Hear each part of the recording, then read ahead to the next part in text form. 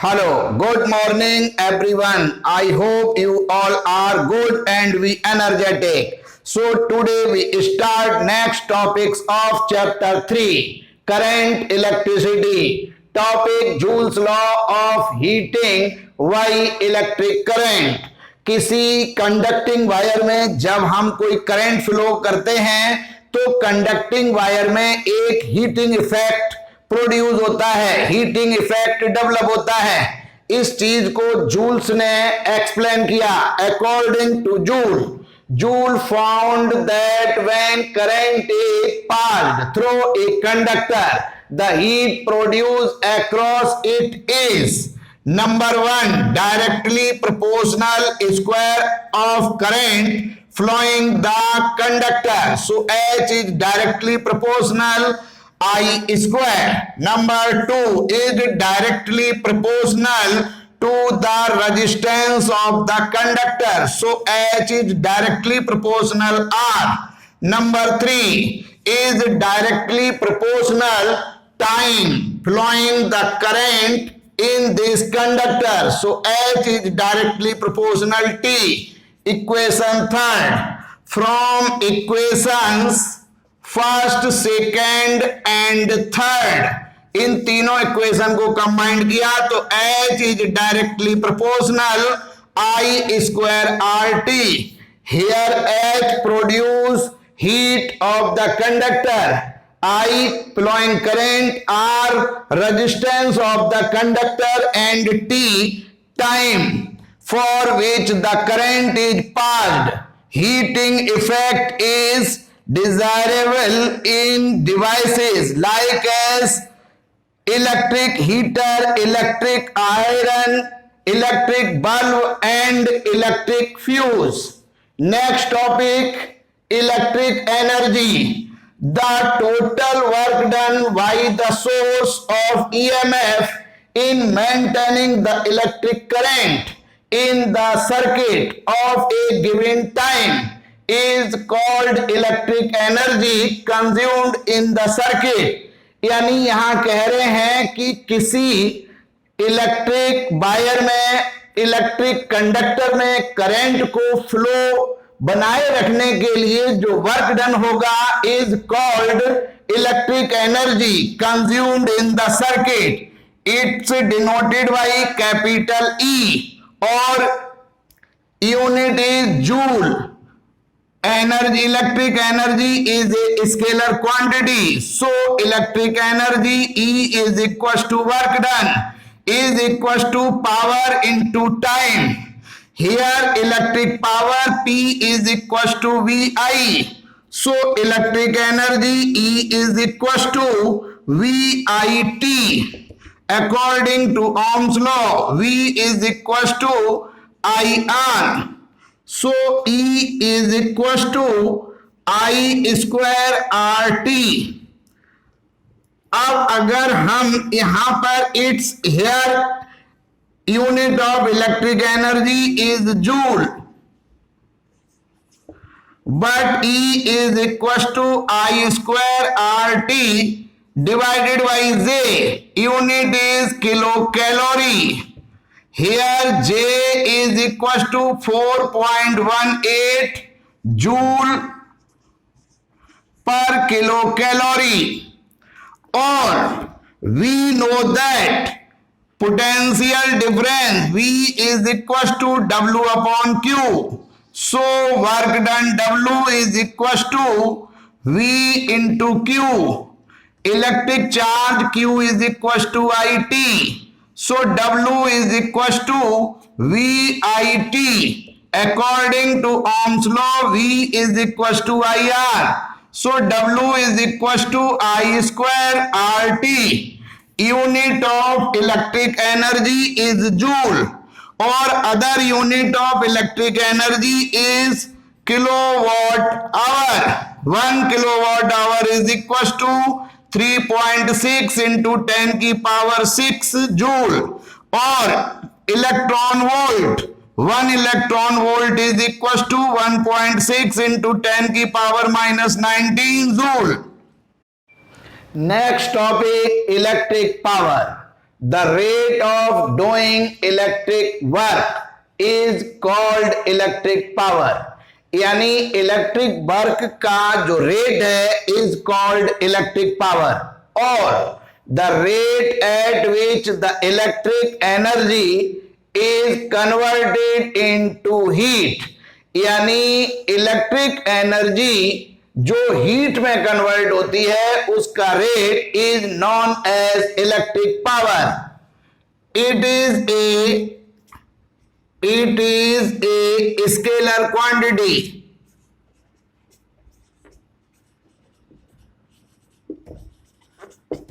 and denoted by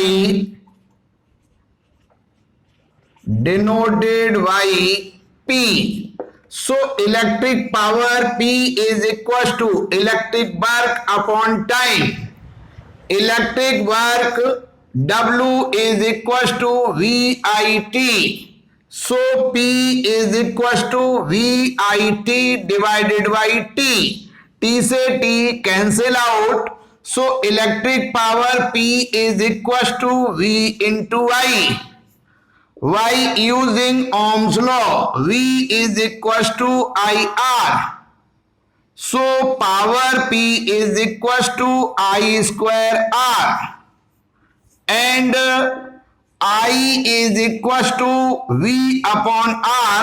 So electric power P is equals to V square upon R square into R. So electric power P is equals to V square upon R. Its unit is watt or joule per second. Joule per second और volt into ampere, volt into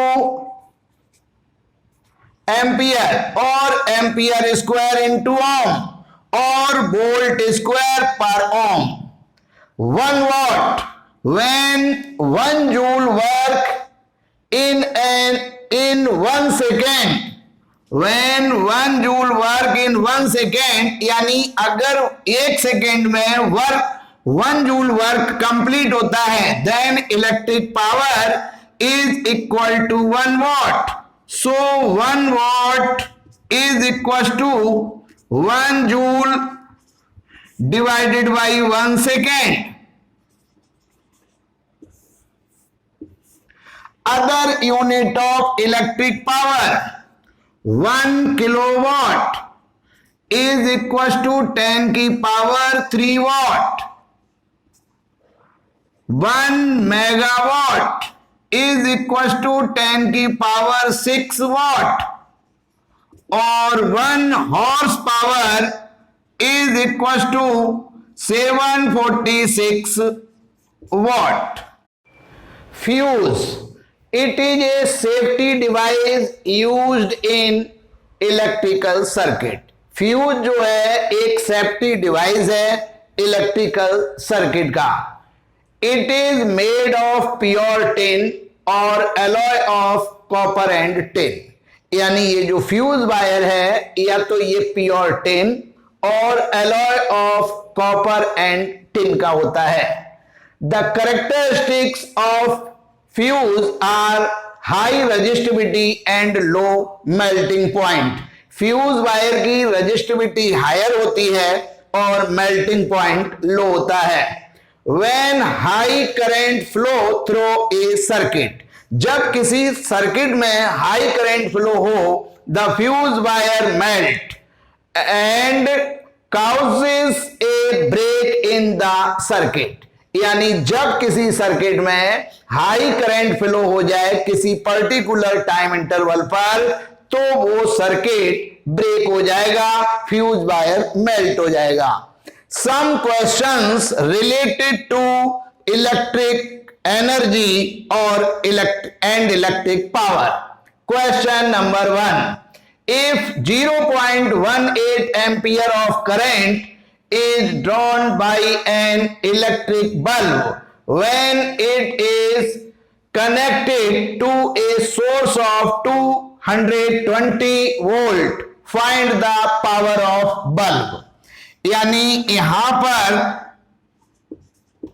जो source दिया है जिससे वो जो है electric bulb connect है, तो वो V is equal to 220 volt, और जो करंट आ रहा है I is equal to 0.18 ampere.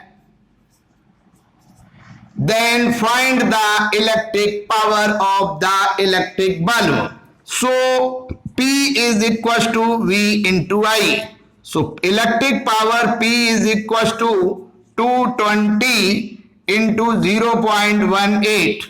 अब यहां पर 220 में 0.18 का मल्टीपल करेंगे तो ये जो हमारा आंसर है P is equal to 39.60 watt और जूल पर सेकेंड, यानी 39.6 जूल पर सेकेंड और watt. Next question 2, a torch bulb is rated 5 volt and 500 milli ampere. Calculate number 1 its power, number 2 resistance, and number 3 energy consumed when it is lighted for 4 hours.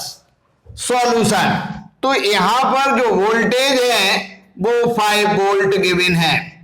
Flowing current I is equal to 500 milli ampere, इसको जब ampere में convert करेंगे तो 0.5 ampere. तो number 1, find the power. P is equal to V into I, so power P is equal to 5 into I 0.5, तो ये 2.5 what और joule per second. Number 2, हमें कैलकुलेट करना है रेजिस्टेंस। तो according to Ohm's law resistance R is equal to V upon I। So resistance R is equal to V 5 upon current 0.5, तो यानी जो रेजिस्टेंस है R is equal to 10 ohm. Third point, energy consumed, तो power is equal to energy upon time, तो energy is equal to power into time. अब यहां पर जो टाइम है वो 4 आवर है, तो पावर किलोवाट बना करके एनर्जी किलोवाट आवर में कैलकुलेट करेंगे, और वैसे हम जूल में भी कैलकुलेट कर सकते हैं। तो E is equal to, power हमारी है 2.5, लेकिन वॉट से किलोवाट बनाना है तो 1000 से डिवाइड करेंगे इनटू टाइम 4 आवर, तो 4 से इसे कैलकुलेट किया 250, तो energy E is equal to 25 से कैलकुलेट इसे कट किया तो 0.1 अपॉन 10, तो 1 अपॉन 100, 10 की पावर -2 यानी 0.01 किलोवाट आवर, ये एनर्जी कंज्यूम्ड होगी फॉर 4 आवर्स के लिए। Next question 3, 2 heaters are marked 200 volt 300 watt and 200 volt 600 watt, यानी 2 हीटर हैं जिन पर वोल्टेज और पावर मार्क्ड है। If the heater are connected in series, उन दोनों हीटर्स को सीरीज में कनेक्ट किया, and the combination connected to a 200 volt DC supply, यानी हीटर को सीरीज में कनेक्ट करने के बाद उस कॉम्बिनेशन को 200 डीसी वोल्ट सप्लाई से कनेक्ट किया, which heater will produce more heat, उन दोनों हीटर में से कौन सा हीटर मोर हीट प्रोड्यूस करेगा। तो सबसे पहले फर्स्ट हीटर, तो फर्स्ट हीटर में वोल्टेज 200 वोल्ट और जो पावर है वो 300 वॉट है, और सेकेंड हीटर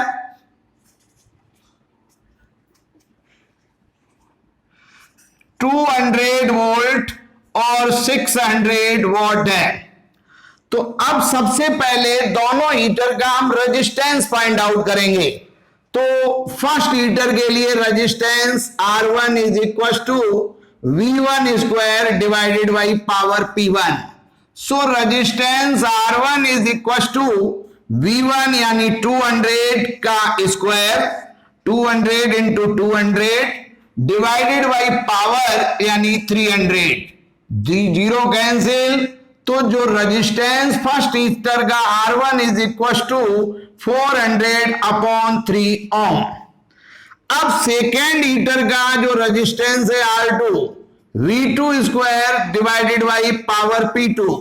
तो R2 is equal to V2 again 200 volt, तो 200 इंटू 200 यानी स्क्वायर डिवाइडेड बाई पावर 600।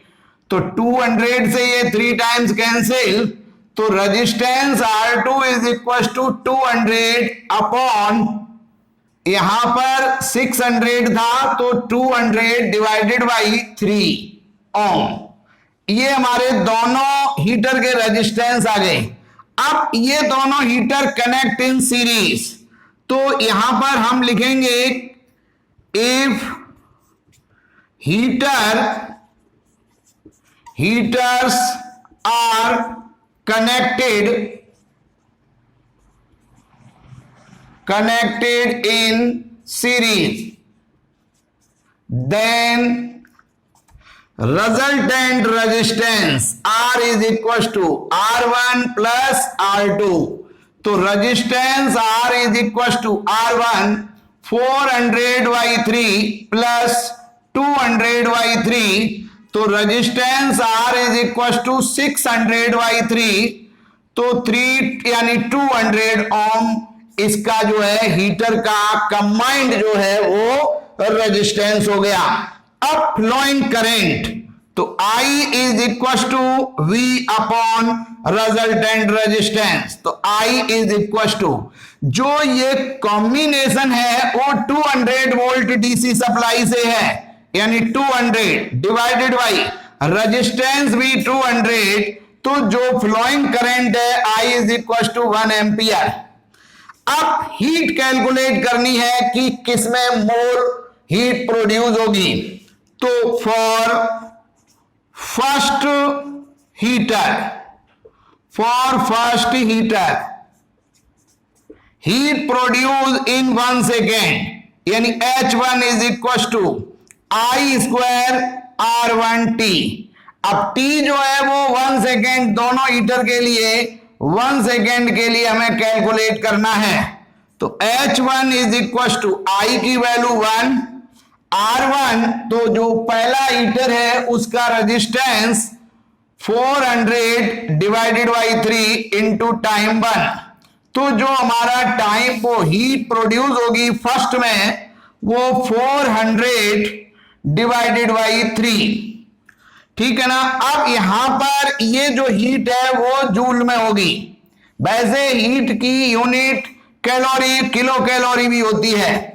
तो ये हीट पहले हीटर में प्रोड्यूस होगी। अब फॉर सेकेंड हीटर